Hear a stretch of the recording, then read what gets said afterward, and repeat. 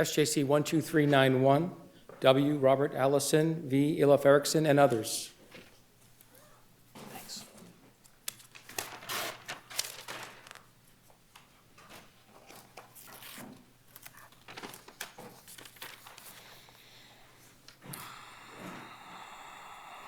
Mr. Curhan, good morning. Good morning. May it please the court, Dana Curhan for Robert Allison. We agree with most of the trial court's findings and conclusions. What I think both sides disagree about is the remedy that should be applied. And I think I want to start with the defendant's argument as to the remedy, that it is limited to the statutory remedy under, appraisal remedy under 156C Section 60. We agree with the trial court that this was not a legitimate merger. It was conducted in secret. It was conducted not consistent with the terms of the parties' operating agreement. What happened was on, I think it was May 26th, this subsidiary was created, subsidiary of the Massachusetts LLC was created, and on about the 28th or 29th, the merger took place. The name of the Delaware LLC was exactly the same as the Massachusetts company. It really probably should have been named Get Rid of Bob LLC, but it was, that was the sole purpose of it. There was no business purpose for doing the merger other than to, as Attorney Broomhead's notes suggest, get rid of Bob. And again, Mr. Allison was kept in the dark. He was. I think we know the facts. I'm trying to understand what we make of the what do we make of the exclusivity language? And secondly, no one briefs 156C Section 63, which talks about fiduciary duties in this context. So I'd like just those two, Sure. To focus on those two issues, if you could. I think I mentioned Section 63. What Section 60 says, if a merger takes place, a merger and... Well, Section 60 says, if a merger takes place consistent with, what's the language? The exclusive remedy of a member of a domestic limited liability company which is voted to consolidate under the provisions of Sections 59 to 63. That's right. So 63 to me incorporates fiduciary duty analysis. So, It does. So does that help you? I think it helps me. So explain to me why we don't really brief it much. What do we make of that? What we make of it is that Section 63, I think, reflects the intention of the legislature to say if there's a legitimate merger and you followed the operating agreement, then you're okay. It limits the liability. Both sections limit the liability. Mm-hmm. So if it's not a legitimate, if Section 63 keeps fiduciary duties and you're not acting in good faith, then we're not into the exclusive remedy provision? Is that your argument? That's my argument. And I think Coggins is controlling. Coggins hasn't been overruled. But Coggins is a corporate statute, not the LLC statute, right? That's right. But and that has different language, right? It has different language, but I think it follows the same principles. And I think the language is, or the holding is appropriate here. Again, Coggins was a classic freeze-out, and that's what the court found. This is again another example of a classic freeze-out. The issue, I guess, is not so much whether it's a classic freeze-out. The issue is what do we do with the fact that the corporation statute specifically accepts illegality and fraud, and for whatever reason, the LLC statute does not. Well, I think that the LLC statute, and in particular Section 63, implicitly contains a, when you look at the two of them together, Section 60 talks about the exclusive remedy which has voted to consolidate or merge with another entity under the provisions of Section 59 to 63. Now, Section 63 assumes that you're actually following the operating agreement, which this vote did not do. This vote was in violation, clear violation of the operating agreement, which required meetings and it required votes and the presence of everybody and sort of not under the cover of darkness. So 63B2, which says the members or a member's duties and liabilities may be expanded or restricted by provisions in the operating agreement, are you reading that to say that the exclusive remedy is not even available because of the operating agreement?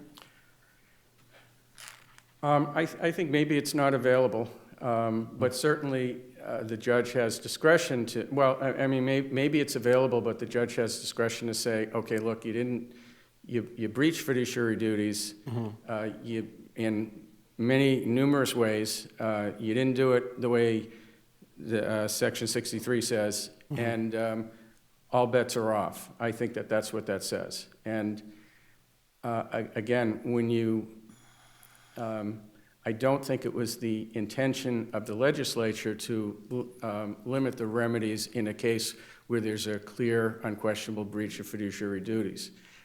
If you said that, if that was the interpretation of the statute, what it does effectively is legitimizes all freeze-outs. You don't need to do freeze-outs anymore. All you can say is, the only thing you have to do is say, okay, we're going to create a subsidiary or a new company, new LLC. But the legislature clearly wanted to make mergers, legitimate mergers at least, as smooth as possible, and the remedy as defined as possible, right? So it's, I mean, they're clearly doing something different here, right? Well, I think what they're doing is, just say this company, just say Johnson & Johnson came and offered them $20 million for this company. What you don't want is a minority owner saying, well, I have 5 or 10%, and I'm entitled to $2 million, but I want 4, or I'm gonna vote against this merger. I think what that's saying, what the statute is saying is that, look, if there's a legitimate merger, if Pfizer or Johnson & Johnson say, we want to buy this company or we want to merge with you, and you don't want the minority shareholders saying, we're gonna make a mess of the whole thing unless we're going to extort So it's extra money an from you. exclusive remedy if there's no breach of fiduciary duty, but it's not the exclusive remedy if there is a breach of fiduciary duty? That's what I suggest, yes. And is that under the common law, or is that an implicit statutory remedy? Both. I think the legislature could have been more clear, but when you read Section 60... If they were to be helping you, they could have been a lot more clear. Of course. I think when you read the two of them together, the statutory remedy is sort of implicit in Section 63 is if you have an operating agreement, you follow it. And they didn't do that here. They didn't come close to following it. And the judge had very little difficulty with that because there is a merger here, but the merger was actually a very small part of what happened here. There really was no merger. This company didn't exist and had no business purpose, no legitimate business purpose other than to do the bidding of the majority owners. Okay, if I can turn you, let's assume for the moment that you prevail on that. You may or Yes. may not. The judge assumed you had a remedy beyond the statute, or found that you had a remedy. That's correct. Do you agree that the standard is abuse of discretion? I agree. And why did this judge abuse his discretion? Because I think this case is a case where the merger could have been unwound. Coggins was a case where the merger couldn't be unwound because the decision came down 10 years after it happened, and it was There was all kinds of public ownership, and here you have a small group of people, and there was a way of unwinding this. I think by allowing this decision to stand, allowing this merger to stand with some minor adjustments, in effect, the defendant. But how could you unwind it? I mean, Dr. Eriksson wasn't going to put in more money unless they fixed this, right? So he wasn't going to put in any money. Your client refused to put in any money. So how do you, basically, you would have basically required him to put the money in and given him no benefit from it. Well, I think it could have been. I take issue with the judge's finding or his suggestion that Allison was doing nothing but sitting on his rights and insisting that this all happened. If you look at... But I thought you like his findings. I thought you liked the judge's findings, and one of the findings is that your client probably breached his fiduciary duty as well. I said most of the findings. That's the one I disagree with. Can't have it both ways, though, can you? I think you can, and I'll tell you why. Allison actually came up with a business plan in September of 2012, and that's at page 79. It starts at page 79 of the record appendix. And But the judge doesn't adopt that business plan. The judge doesn't put any credit to that, right? well, he doesn't really do that. I think that plan. I think Eriksson ignored that, and it seemed to be a legitimate business plan, but he continued to talk and he continued to act on behalf of the company. I think the real part of the real difficulty from the testimony of all parties is that they hired a sales manager at the beginning of 2012 at a salary of $200,000 a year, and I think that was a large part of the drain on the company's assets. He wasn't producing. He probably should have been. That experiment probably should have been ended a lot sooner, but it continued, and he continued to work for the company. And during that time, how did the 5% come about? I don't. Did the judge just pick that number out of the air? I don't understand where he gets that number. He did. It was the dilution brought Allison from 22 and change to 3.2%. And he said, okay, what we're going to do is I'm going to gross it up to 5%. And by the way, was the 5% the number that he actually contributed versus the amount of money that Eriksson contributed, or is there no correlation to that? I think there's no correlation. Allison put in $15,000 initially. Eriksson put in $45,000, and that was the basis of their initial split. But what about, how much has Eriksson put in altogether now? Well, he put in another $900,000. He's put in $945,000? He may have put, I believe that's the case. He contributed his patents initially, but he was paid back for that. He had bought his patents from Brigham and Women's Hospital, and he was paid back about 2 years after the company started. But Allison actually ran the company for a number of years. He was the CEO and president, and the last 6.5 years he worked without compensation. So I think that's something that... Can I ask another technical question? The judge reimposes the fiduciary duty obligation, right, as part of this equitable solution? But he also references Delaware law. Does Delaware law allow the fiduciary duties to be created? I'm just trying to understand it. Did he succeed in reimposing the fiduciary duty obligation? Because there's language in what the judge did that I wasn't sure how that works under Delaware law. I think Delaware law allows certain minimum protections that can be waived if you have an operating agreement. And what the judge said is, I'm going to give you the minimum of what Delaware allows. So 604A shall, to the extent that it eliminates fiduciary obligations of members of one another and directors, so he's reimposed fiduciary duties to the extent that that's permissible under Delaware law? Is that what he did? The minimum standards under Delaware law, and it's a lot less than what he had under the operating agreement. And, you know, I think the elephant in the room is the plan, the business plan here was to run this company hopefully profitably, but ultimately sell out and everybody cashes out. And so the offer that was made to Allison initially to buy him out was based on an appraisal that did not include the intellectual property. And that is still the problem because this company could actually be sold and he would get 5% rather than 20-something%. Well, I guess that leads to another issue. Let's assume your brother prevails and says that you are entitled only to the statutory remedy, which would be the appraisal rights, correct? Correct. Do we have an appraisal? Well, we have an appraisal, but the judge said, and he used the word curiously, it did not include an appraisal of The IT. Right.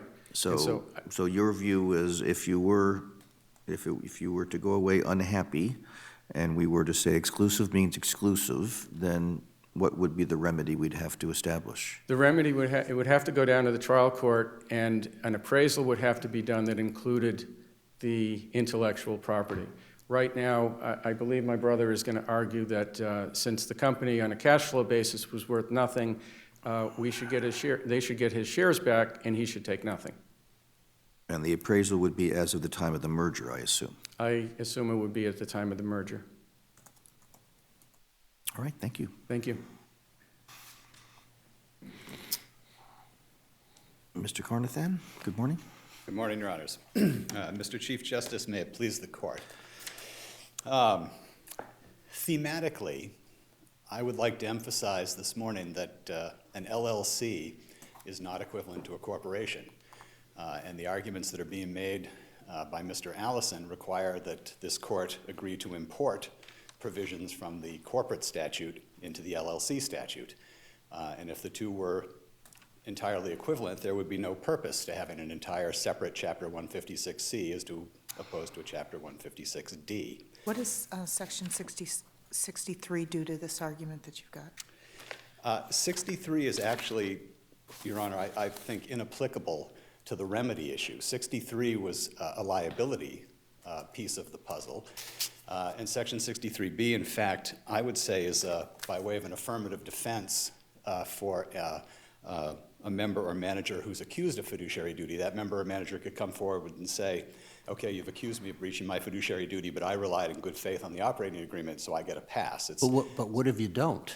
Because your guy has a tough time arguing that he relied in good faith on that. Rather, it looks like he didn't act in good faith, according to the judge's findings. And then why reference 63 in the exclusive remedy provision if you're not going to enforce it?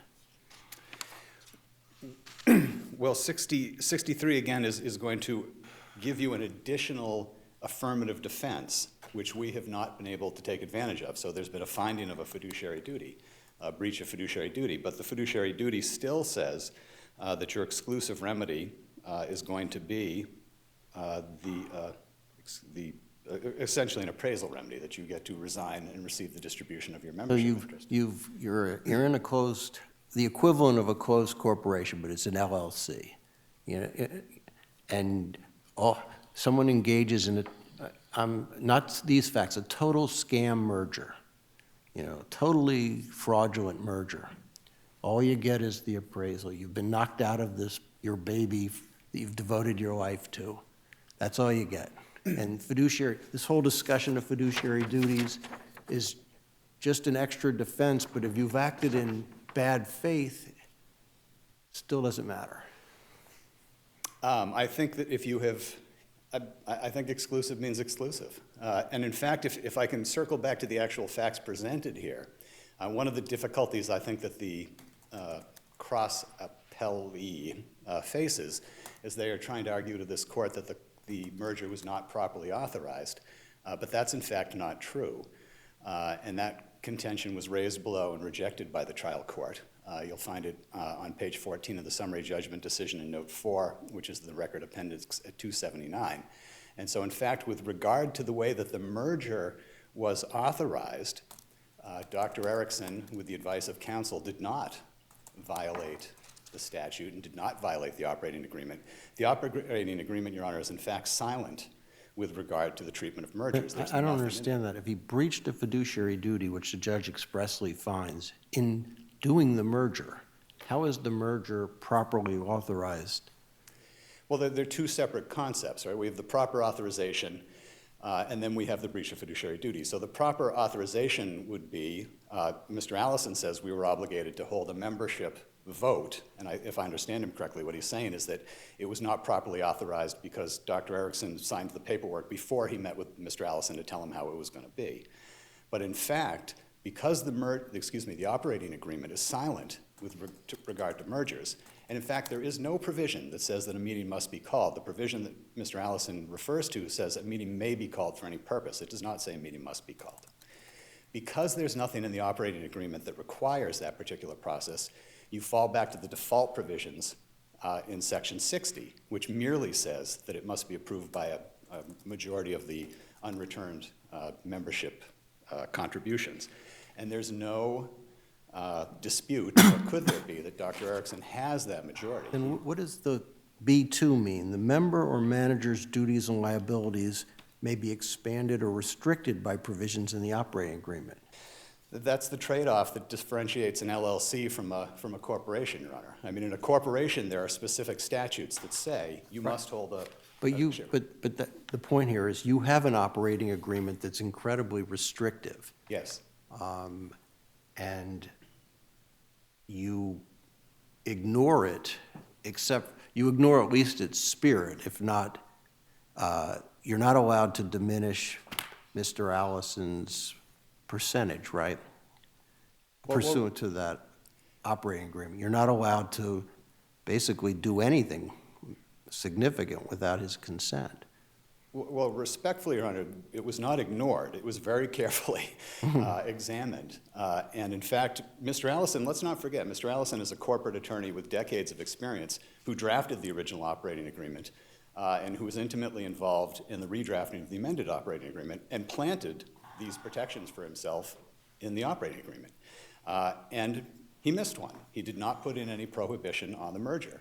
And so it wasn't that the agreement was ignored, it was that it was carefully examined to see what options there were to respectfully save the company. I mean, at this point, the company was effectively a dead letter. And so when we say that Dr. Eriksson could not rely in good faith on the operating agreement under 63, I don't think that's quite right in context, right? It's true that Judge Kaplan found that there was a violation of the operating agreement, but he found that in sort of an inchoate generalized duty of good faith, I think in 5.03, if I remember right. But he did not find any violation of the process by which the merger was authorized. With regard to that, he actually specifically rejected the position that the merger should be voided because it was not properly authorized. And he actually says in that particular footnote that there is nothing in the operating agreement that governs how a merger should be conducted, and that therefore Mr. Allison defaults to the statute, which says that it can be authorized by the membership, by a majority of the membership interest. So I would, So go ahead. I would just respectfully suggest that this is not the case to decide if the exclusive remedy provision would not apply if a merger were not properly authorized, because in this case, it was properly authorized. The contention that it was not relies on sort of importing this concept from either Section 78 of 156B, which was the statute in effect at the time of the Coggins decision. It's since been carried forward, and I want to say 1302 of 156D. It's importing that idea that you have to have a meeting into the LLC statute, and that's not in the LLC statute. The LLC statute allows that you could do that. You could put that in your operating agreement and say you must have a meeting and have a live vote before you authorize a merger, but that's not there. It's just not in this operating agreement. Now, the corporate equivalent of the statute says, as an exception for illegality and fraud. Absolutely.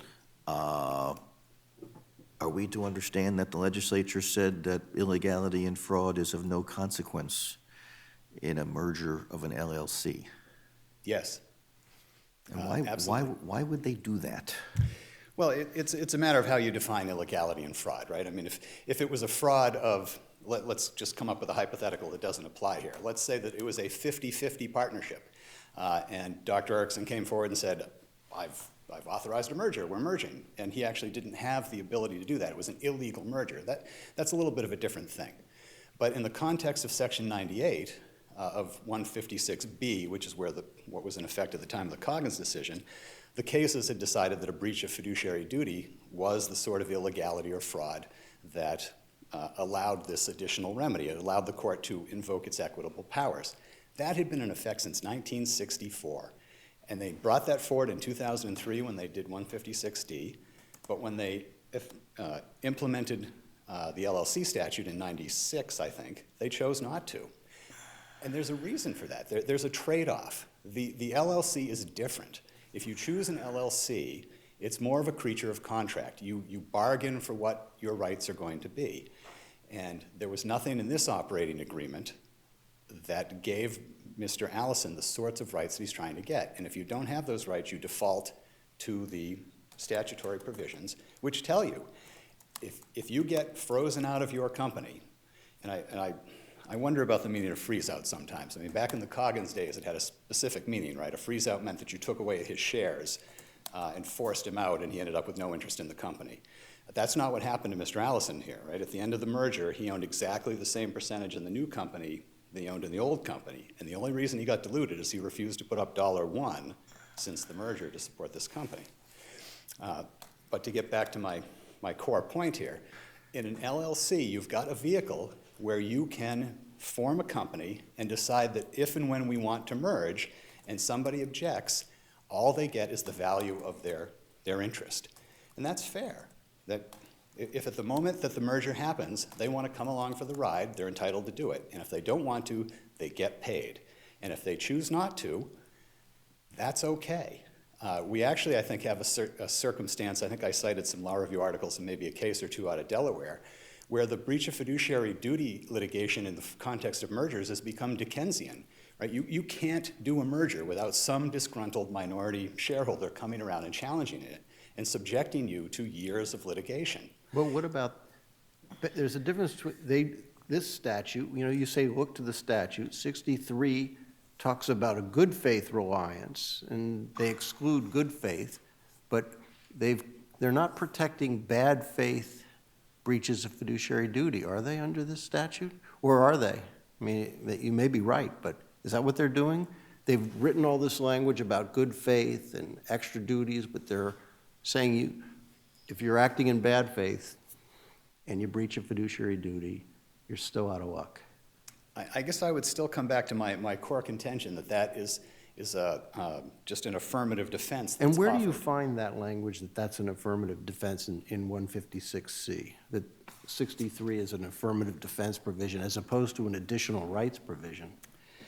I can't point you to it in the statute, Your Honor. So That's my interpretation. So, of but the where meaning do of it. you get even that it is a defense provision? What should I look at in here?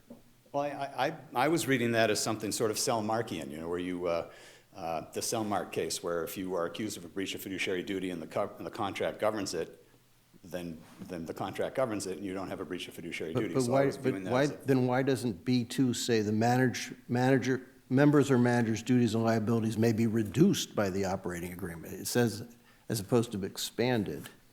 Well, I guess it does expand or restricted. Expanded or restricted. It does have both. You're Well, I right. think that's a reflection of the flexibility that the LLC,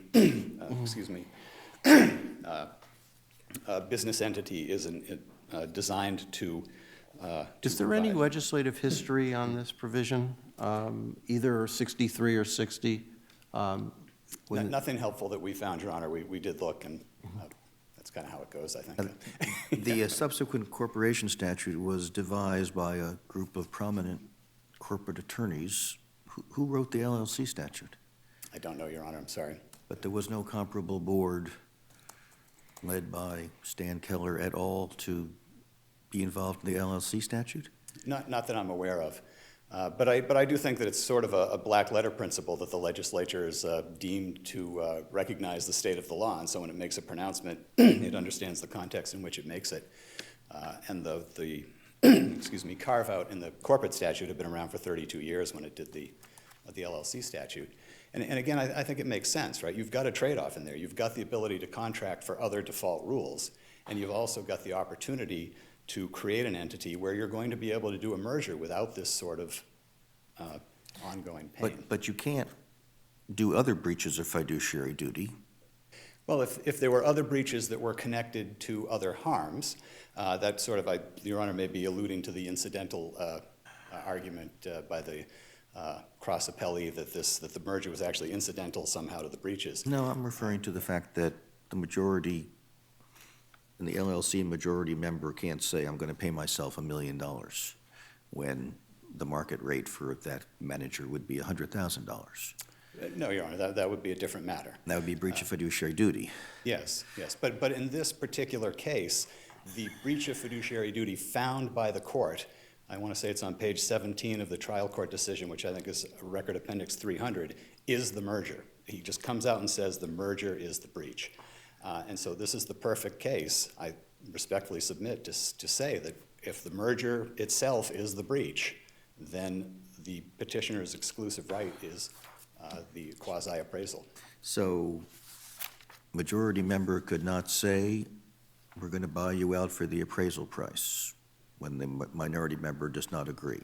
Could not pass something which says minority members must sell to us all their shares at the appraisal price.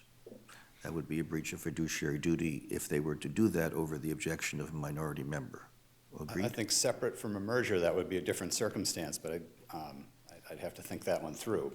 But if they merge, they can do the same thing. I think they can, yes, Your Honor, yes. If you lose your primary argument, is the remedy an abuse of discretion here? We would say no, Your Honor. Again, looking at the Record Appendix 300 and 301, which is pages 17 and 18 of the trial court decision, the court expressly finds that unwinding the merger would be inequitable under the circumstances. And there were a number of factual findings that support what the court did. It basically unwound the additional protections that Mr. Allison lost in the merger and then grossed up his equity interest to an undilutable 5%. Now there can be no further equity investments by an existing shareholder that would dilute Mr. Allison. I think there's still the option for a third party to come in and buy him out. But bearing in mind that Mr. Allison was a sophisticated corporate attorney, he slept on his rights for a year before he filed suit. He rejected multiple proposals before that. He at one point said he'd rather have 22.5% of nothing rather than a smaller percentage of something. And just the 5% itself, you're comfortable with that number is not just sort of an arbitrary number? We are content with Justice Kaplan's determination within his discretion that that was an appropriate number. If we lose the remedy argument, then we would be content with Justice Kaplan's determination. And if you win on the remedy argument and appraisal is the sole remedy, do you agree that it has to go back to the trial court judge for a finding as to what the appraised value would be as of the time of the merger? I would respectfully advocate no, Your Honor. Mr. Allison has disavowed that remedy for years, has actually actively said, no, I'm not going to do that.